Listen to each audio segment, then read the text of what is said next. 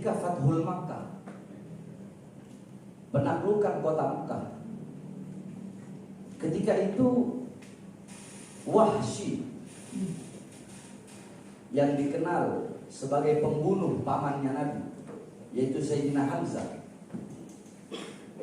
ya, budaknya Hindun, yang ketika perang dia tombak pamannya Nabi, kemudian jantungnya dia robek, kemudian jantungnya dimakan oleh Hindun. Nah, ketika itu Wahsy mau masuk Islam. Ketika Wahsy mau masuk Islam, Rasulullah berkata, qatalta Hamzah, engkau yang membunuh Hamzah. Apa kata Wahsy? Sebagaimana kabar yang telah sampai kepadamu ya Rasulullah. Padahal Wahsy ingin masuk Islam gitu. Kata Rasulullah, baiklah silahkan kau masuk Islam, tapi jangan pernah engkau tampakkan wajahmu di depannya.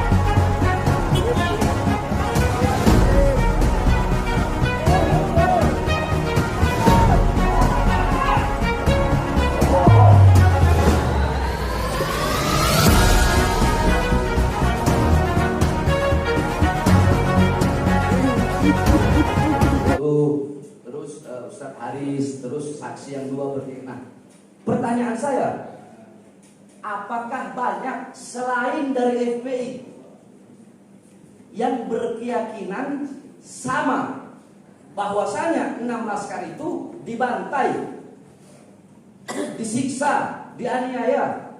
Apakah sama keyakinan-keyakinan atau pendapat di luar FPI? Ya, sangat banyak. Sangat banyak. Sangat banyak. Dan itu sebelum saya ceramah atau sudah saya ceramah? Ya, sebelum Habib ceramah itu sudah jadi udah opini publik. Sudah jadi opini publik. Sudah jadi opini publik ya. Nah, pertanyaannya yang saya bingung sampai sekarang ini, kenapa kok orang-orang yang berbicara tentang itu nggak ditahan, tapi saya berbicara ditahan? Padahal itu opini publik. Opini publik ditahan. Makanya saya nggak tahu dari jalur yang mana, dari hukum yang mana. Baik, selanjutnya. Nah, Kiai tadi berkata jenazah itu sulit untuk keluar. Kemudian ada salah satu anggota dewan, dua anggota dewan yang melobi pihak rumah sakit Mabes Polri, yaitu Rumah Sakit Bayangkara, sehingga jenazah enam syuhada itu bisa keluar. Maksudnya melobi itu apa? Ya, minta untuk segera dikeluarkan, dipulangkan ke keluarganya. Kalau keluarga minta jenazahnya dikembalikan, nggak dikasih. Ya, terus sampai malam. Ya, akhirnya dari sore itu anggota dewan, karena udah menjadi berita nasional, udah menjadi gempar, berita heboh. Ya, wajar kalau ada anggota DPR yang berinisiatif untuk turut serta membantu gitu. Jadi bukan peristiwa kecil, ini peristiwa pembantaian, pembunuhan 6 nyawa. Iya. Berarti mereka yang sangat kuat dalam membuat lobby-lobby untuk bisa segera keluar. Keluarga minta nggak dikeluarkan, ya. Pengacara minta jenazah tetap nggak dikeluarkan. Tapi ketika ada lobby dari anggota dewan 2 orang tadi, baru dikeluarkan. Berarti kan kalau anggota dewan ini nggak ngelobi, bisa jadi nggak dikeluarkan, bisa seminggu di situ, bisa 2 minggu, bisa jadi seperti itu. Betul. Baik. Terus pertanyaan saya selanjutnya, ketika itu sudah menjadi berita nasional, apakah tidak ada upaya-upaya, ya? Atau sekarang lah, contoh sekarang, ini kedua oknum polisi yang menembak 6 orang syuhada ini, vonis bebas, divonis nggak bersalah, divonis bebas, Apakah ada upaya-upaya ketika tidak mendapatkan keadilan di negara kita? Apakah ada upaya dari keluarga atau dari pengurus FPI untuk membawa ini ke pengadilan? Kita tidak mendapatkan keadilan di negara kita sendiri, maka bisa jadi kita membawa itu ke pengadilan internasional, HAM internasional, sehingga mereka kalau terbukti hukum dengan hukum seberat-beratnya. Ya. Apakah ada upaya-upaya seperti itu? Upaya-upaya itu bukan lagi dari sisi kami, dari sisi FPI yang sudah dibubarkan, tapi itu sudah menjadi perjuangan masyarakat, perjuangan publik.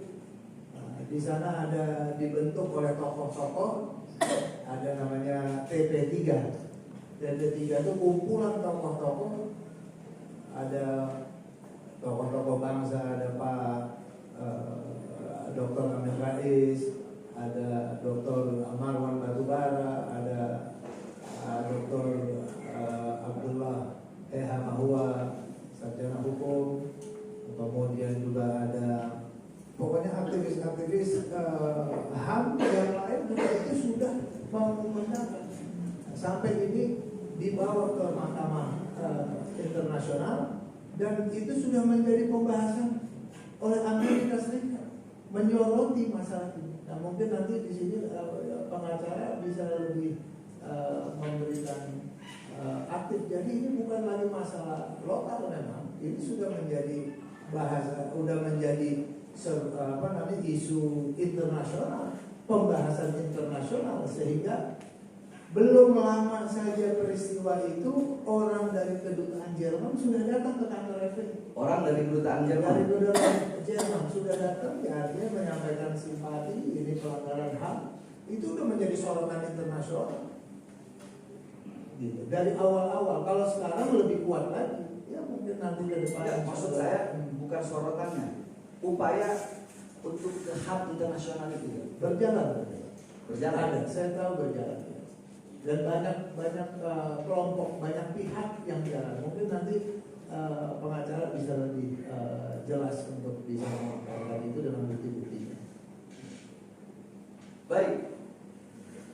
Kasus hilangnya satu nyawa Munir pada tanggal 7 Desember 2004 itu menjadi isu nasional yang sampai sekarang dibahas, tidak ketemu siapa dalangnya.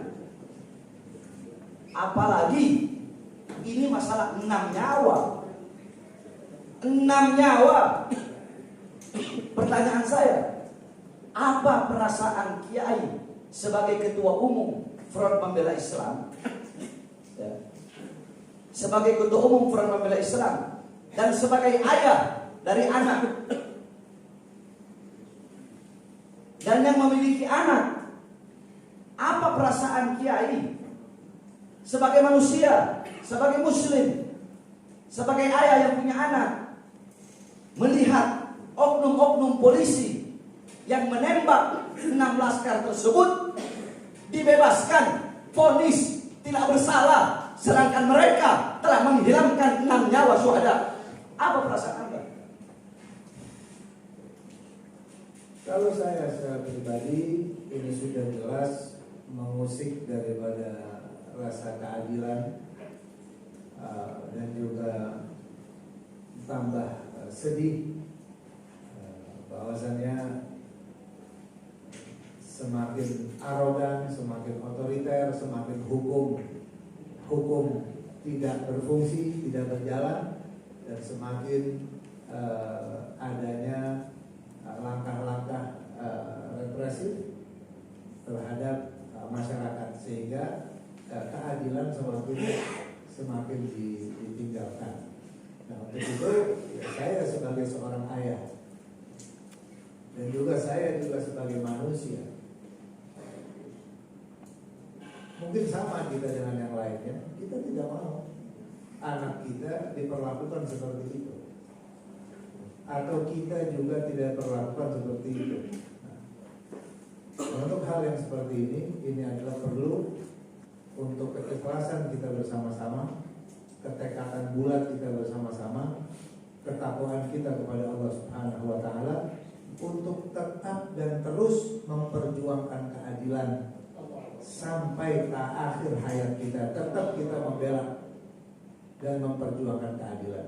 Demikian. Yang terakhir,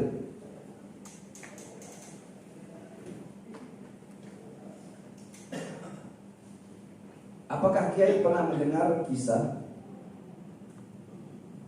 ketika Fathul Makkah, penaklukan kota Makkah, ketika itu Wahsy yang dikenal sebagai pembunuh pamannya Nabi, yaitu Sayyidina Hamzah, ya, budaknya Hindun, yang ketika perang dia tombak pamannya Nabi, kemudian jantungnya dia robek, kemudian jantungnya dimakan oleh Hindun. Nah, ketika itu Wahsy mau masuk Islam. Ketika Wahsy mau masuk Islam, Rasulullah berkata, "Qataltal Hamzah, engkau yang membunuh Hamzah." Apa kata Wahsy? Sebagaimana kabar yang telah sampai kepadamu ya Rasulullah. Padahal Wahsy ingin masuk Islam gitu. Kata Rasulullah, baiklah, silahkan kau masuk Islam, tapi jangan pernah engkau tampakkan wajahmu di depan. Yakni walau bagaimanapun, walaupun Wahsy masuk Islam, tapi tetap Rasulullah tidak mau melihat wajah Wahsy. Kenapa? Karena alasannya satu, Wahsy yang telah membunuh paman daripada baginda Nabi Muhammad sallallahu alaihi wasallam. Kita ikhlas dengan wafatnya 6 syuhada tersebut. Termasuk 6 syuhada itu juga dekat dengan saya, bukan enggak. Mereka sering juga mengawal saya, bukan hanya mengawal Habib Rizik. Tetapi sebagaimana Rasulullah SAW, yang dimana Wahsy membunuh pamannya, Rasulullah tidak mau memandang wajahnya, walaupun dia masuk Islam. Maka begitu pun saya,